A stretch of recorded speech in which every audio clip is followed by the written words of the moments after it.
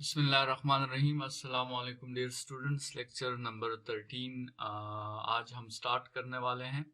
Work power energy chapter number 4 का तकरीबन आज हमारा लास्ट लेक्चर होगा, जिसमें हम बात करेंगे एस्केप वेलोसिटी पे। तो जिस तरह नाम से जाहिर है, एस्केप वेलोसिटी जो है वो आपके साथ एक ऐसी वेलोसिटी है जो हम किसी बॉडी को दें और इस वेलोसिटी के हेल्प से आप वो बॉडी जो है वो अर्थ की या किसी भी प्लेनेट की ग्रेविटेशनल फील्ड से बाहर निकल जाए, ग्रेविटेशनल फील्ड को एक्सीड कर दें, उसको जो है ओवरकम कर दें, तो उस वेलोसिटी को हम एस्केप वेलोसिटी कहते हैं। तो स्टूडेंट्स, डिफिनीशन इसकी बहुत सिंपल है कि the velocity at which a body escapes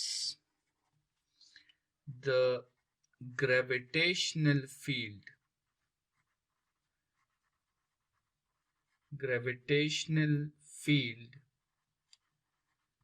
of a planet, the gravitational field of a planet। ठीक है, तो स्टूडेंट्स इस केस में हम अर्थ की बात करेंगे, तो हमारे साथ जो प्लेनेट है वो यहाँ पे है अर्थ।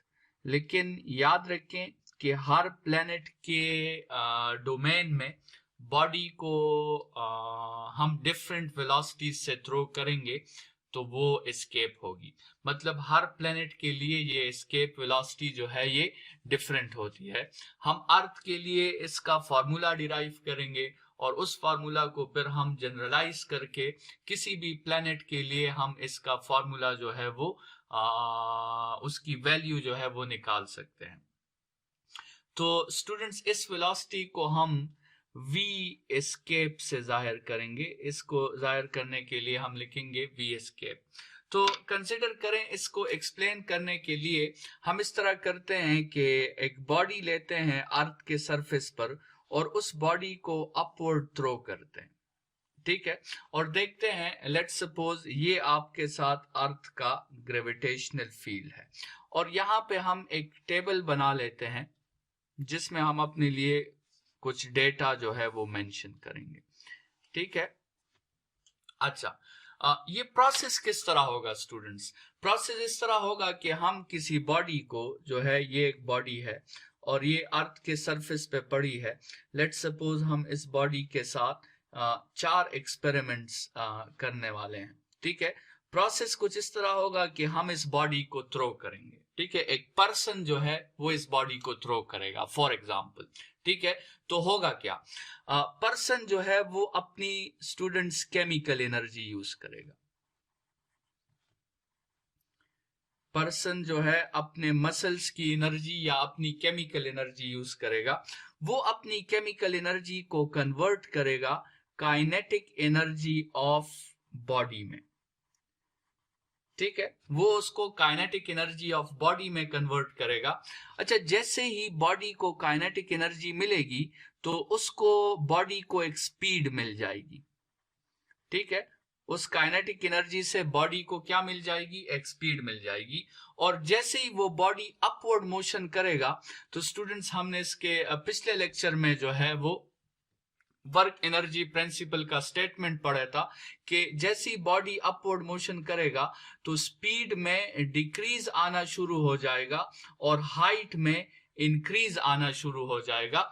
मतलब आपके साथ वो काइनेटिक एनर्जी जो है वो पोटेंशियल में कन्वर्ट होना शुरू हो जाएगी और लास्ट में सारी की सारी एनर्जी जो है वो पोटेंशियल में कन्वर्ट हो जाएगी। तो ये एक्सपेरिमेंट हम हर एक केस में इस बॉडी के साथ करेंगे। हम इसको डिफरेंट काइनेटिक एनर्जीज देंगे जिसकी वजह से बॉडी को डिफरेंट स्पीड्स मिलेंगी, जिसकी वजह से बॉडी को डिफरेंट पोटेंशियल एनर्जीज मिलेंगी।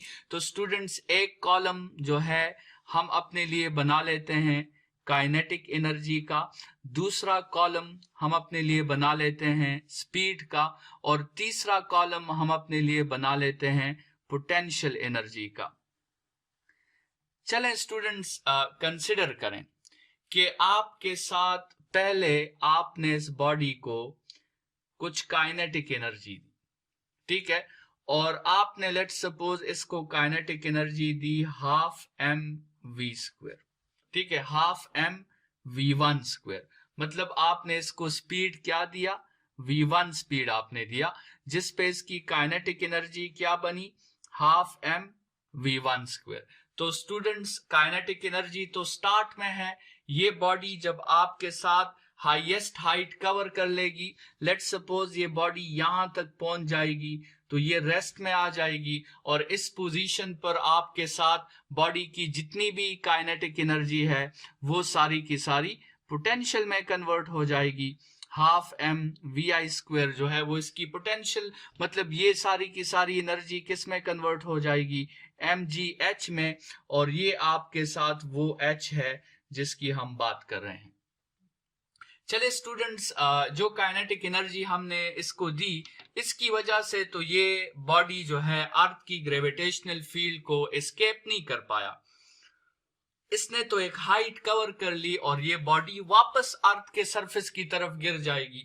तो हम क्या करते हैं, दूसरे एक्सपेरिमेंट में हम इसको थोड़ी सी ज्यादा काइनेटिक एनर्जी देते हैं, एक हायर स्पीड हम इसे दे देते हैं।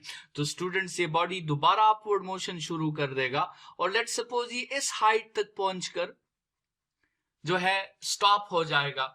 तो ये भी आपके साथ जो है ग्रेविटेशनल फील्ड से तो ये निकला नहीं, लेकिन बहरहाल हमने इसको काइनेटिक एनर्जी दी ½ mv2², जिसकी वजह से इसको v2 वेलोसिटी मिली और इसकी जितनी भी काइनेटिक एनर्जी थी ½ mv2² वो कन्वर्ट हो गई स्टूडेंट्स mgh में, और यहां पर ये h जो है ये हम इस हाइट की बात कर रहे हैं, ठीक है।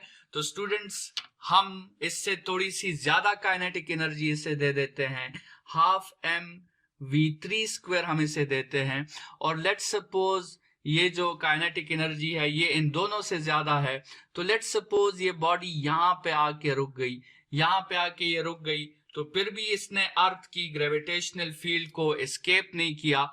तो स्टूडेंट्स बहरहाल हम अपने लिए डेटा मेंशन कर लेते हैं, ½ mv3², जिसको इसको v3 वेलोसिटी मिली, और आपकी जो काइनेटिक एनर्जी थी ½ mv3² वो कन्वर्ट हो गई स्टूडेंट्स आपके साथ पोटेंशियल एनर्जी में, और इस केस में हम इस हाइट की बात कर रहे हैं, इस h की। स्टूडेंट्स इस चौथे केस में हम क्या करते हैं कि हम इसको देते हैं ½mv_escape², ठीक है, जिस केस में इस बॉडी को जो वेलोसिटी मिली वो कितनी मिली, वो v एस्केप मिली। अभी इस वेलोसिटी से ये बॉडी क्या करेगा, ये अर्थ की ग्रेविटेशनल फील्ड को ओवरकम कर देगा, ये अर्थ की ग्रेविटेशनल फील्ड से बाहर निकल जाएगा, और स्टूडेंट्स इसी वेलोसिटी को हम एस्केप वेलोसिटी कहते हैं। तो स्टूडेंट्स अगर आप थोड़ा सा रिकॉल करें तो इस वेलोसिटी के लिए जो आपको काइनेटिक एनर्जी देनी होगी वो आखिर में किस में कन्वर्ट हो जाएगी, वो एनर्जी आखिर में पोटेंशियल में कन्वर्ट हो जाएगी।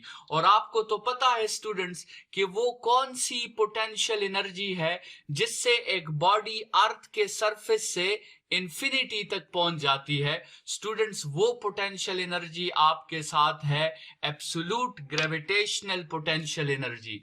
तो यहाँ पे जो केस हमने पढ़ा है, चौथा केस, इसमें आपके साथ जो पोटेंशियल एनर्जी होगी वो इक्वल होगी एब्सोल्यूट ग्रेविटेशनल पोटेंशियल एनर्जी के, जिसका हमने फॉर्मूला पढ़ा था, G mass of the planet mass of the body divided by radius of the planet. और हमने स्टूडेंट्स इसमें माइनस भी मेंशन किया था कि हमने कहा था कि पोटेंशियल एनर्जीज जितने भी कंसेप्ट है वो नेगेटिव होते हैं। तो ये जो काइनेटिक एनर्जी आप इसे देंगे ½ mv_escape², या बॉडी को जब आप एस्केप वेलोसिटी दोगे तो उस केस में जो वो पोटेंशियल एनर्जी में कन्वर्ट होगी तो उसी वैल्यू को हम क्या कहेंगे, उसी वैल्यू को हम एब्सोल्यूट ग्रेविटेशनल पोटेंशियल एनर्जी कहेंगे, क्योंकि ये तो वही वैल्यू है जिसको हमने पिछले लेक्चर्स में यूज किया था in bringing the body either from infinity to the surface और फ्रॉम सरफेस टू इंफिनिटी। तो स्टूडेंट्स आपके साथ जो है वो एक डिफिनीशन आप और भी कर सकते हो एस्केप वेलोसिटी की। अगर आप देख लो स्टूडेंट्स, ओवरऑल जो है, अगर आप इस फॉर्मूला को देख लो कि एस्केप वेलोसिटी उस वक्त होगी जब आपके साथ काइनेटिक एनर्जी उसके एब्सोल्यूट ग्रेविटेशनल पोटेंशियल एनर्जी के इक्वल हो जाएगी। तो आपके साथ आप इसको इस तरह भी डिफाइन कर सकते हो एस्केप वेलोसिटी को कि escape velocity is that velocity, escape velocity is that velocity for which the kinetic energy of the body is equal to its absolute gravitational potential energy।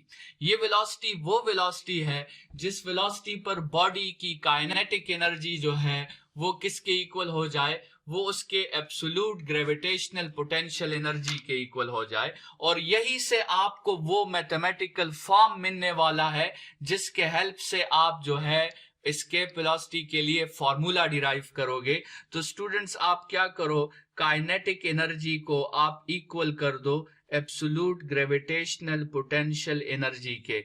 मतलब स्टूडेंट्स आप क्या करो, half M V escape square को equal कर दो G mass of the body, mass of the planet, mass of the body divided by radius.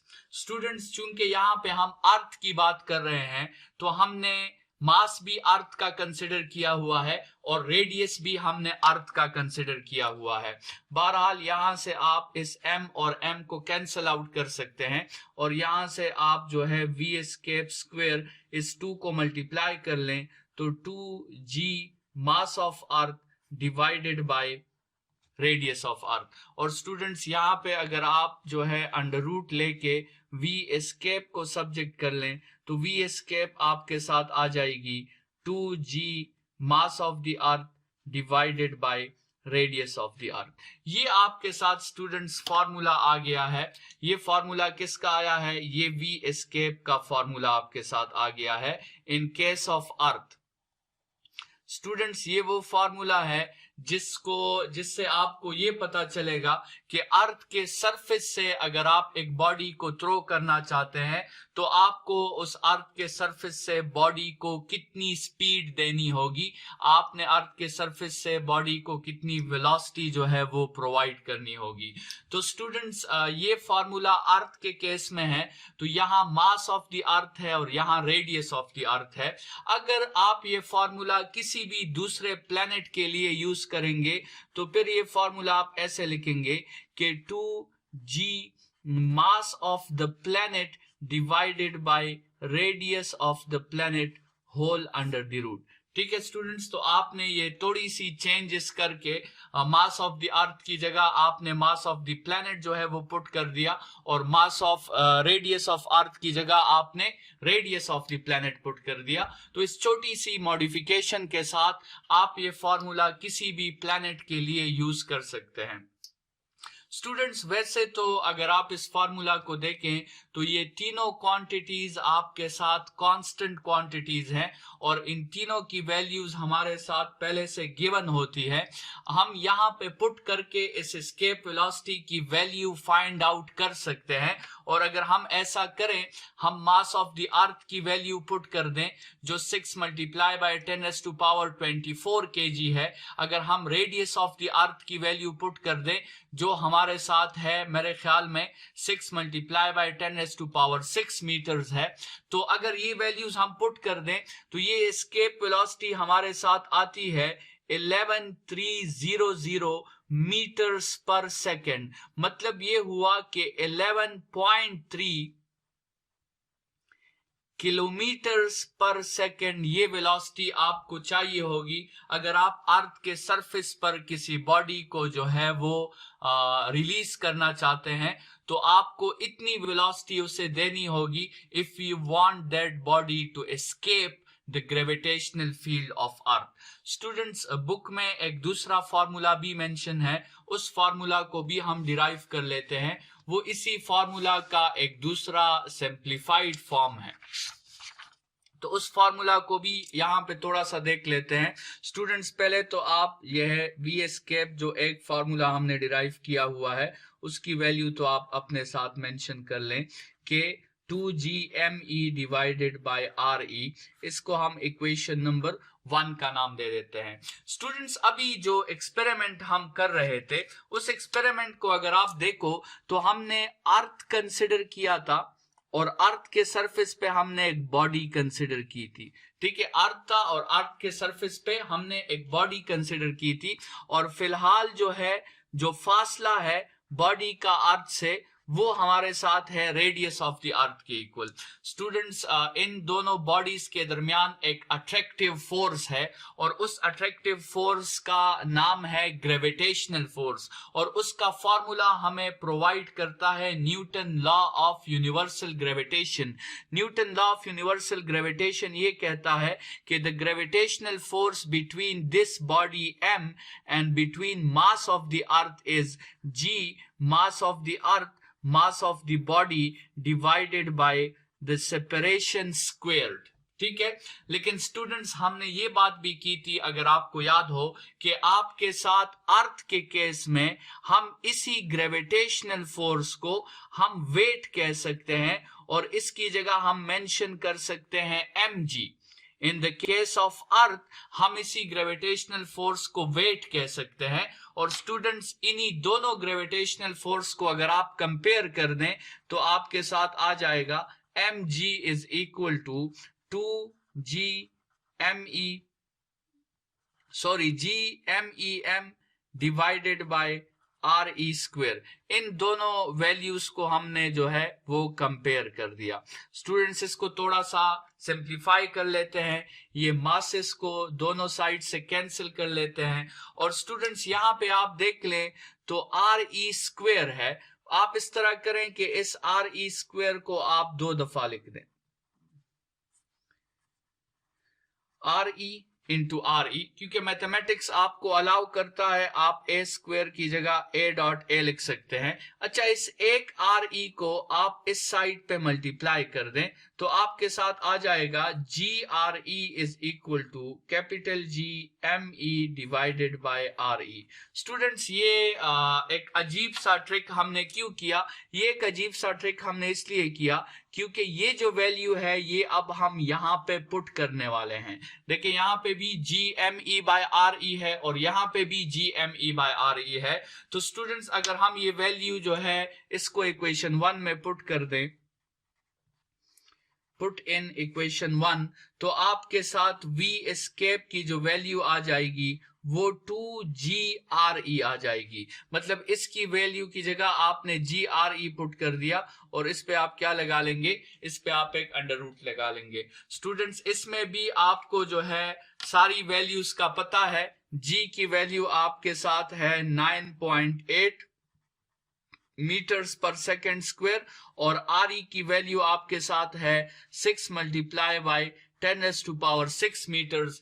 ठीक है, तो ये वैल्यूज भी स्टूडेंट्स यहाँ पे पुट करके आप अपने लिए दोबारा V एस्केप को निकाल सकते हैं और जैसे हमने इसको पहले निकाला था वो 11,300 मीटर्स पर सेकेंड, या अगर इसी वैल्यू को आप 1000 पर डिवाइड कर दें तो आप अपने आंसर को किलोमीटर्स में भी लिख सकते हैं। तो ये हो जाएगा 11.3 किलोमीटर्स पर सेकेंड। स्टूडेंट्स ये बहुत ज्यादा वेलोसिटी है, ये बहुत हाई वेलोसिटी है।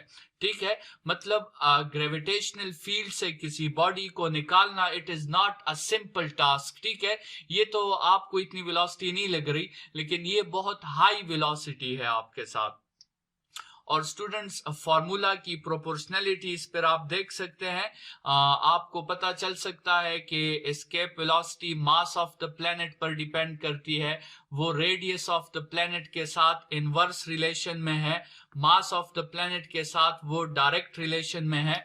तो यहाँ पे आपने जो है स्टूडेंट्स ख्याल रखना है प्रोपोर्शनैलिटीज का। प्रोपोर्शनैलिटीज की आगे भी पिछले लेक्चर्स में भी हमने जो है वो बातें की कि हर इक्वेशन की प्रोपोर्शनैलिटी को समझना और उसे इंटरप्रेट करना ये आपके entry test point of view से जो है इंतहाई इम्पोर्टेंट डोमेन है। तो हमेशा प्रोपोर्शनैलिटीज बनाते हुए याद रखें कि क्या बाकी वेरिएबल्स आपके साथ कांस्टेंट्स हैं या नहीं है, क्या वो प्रोपोर्शनैलिटी जो आप यूज करना चाहती हैं क्या वो प्रोपोर्शनैलिटी वहां पे यूज हो सकती है या नहीं हो सकती। तो इन बातों का एमसीक्यूज में जरूर ख्याल रखें। आज का लेक्चर हम इस बात से खत्म करने वाले हैं स्टूडेंट्स कि हमने जो टॉपिक पढ़ा एब्सोल्यूट ग्रेविटेशनल पोटेंशियल एनर्जी, और इसकी जो हमने फॉर्मूला पढ़ी थी G mass of the earth mass of the body divided by radius of the earth. Students इस प्रॉपर्टी जो हमने ये क्वांटिटी पढ़ी एब्सोल्यूट ग्रेविटेशनल पोटेंशियल एनर्जी, ये आपके साथ प्लैनेट प्रॉपर्टी भी है, लेकिन प्लैनेट के साथ साथ ये मास ऑफ द बॉडी प्रॉपर्टी भी है, मास पर भी ये डिपेंड करती है। तो स्टूडेंट्स ये बात याद रखें।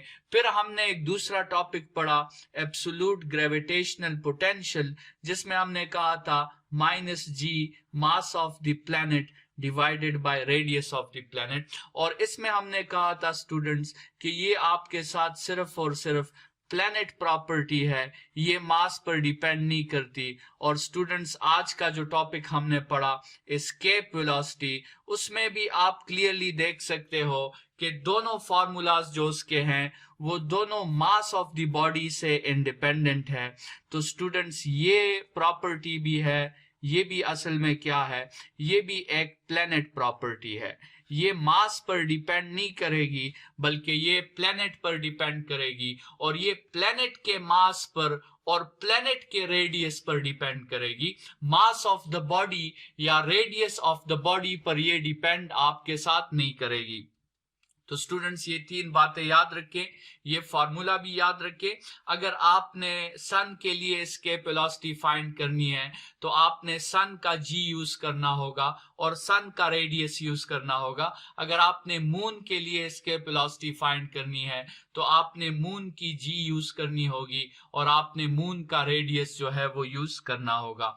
स्टूडेंट्स इस चैप्टर को हम इसी जगह पे वाइंड अप करेंगे। आपका चैप्टर नंबर 4 जो है वर्क पावर एनर्जी इस टॉपिक के साथ खत्म हो गया है।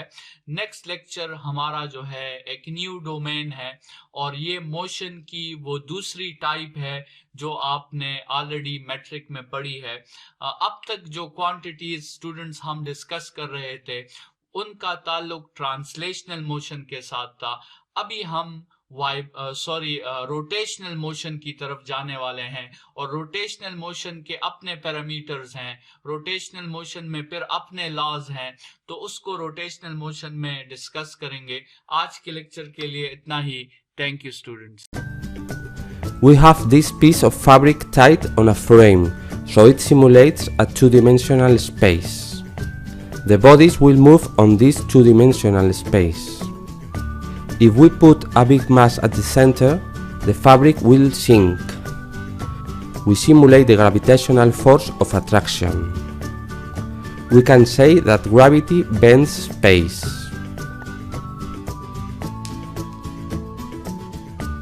In order to simulate the escape velocity, we are going to make a magnet cannon. We need a small magnet and 3 steel balls. We put 2 of them at one side and release the third one near the other side, so it kicks the magnet and the ball at the other side is shot.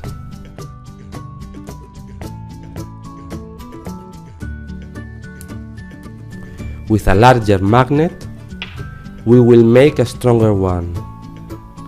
We try with the first cannon. The ball doesn't get escape velocity. With the second cannon, the ball surpasses escape velocity.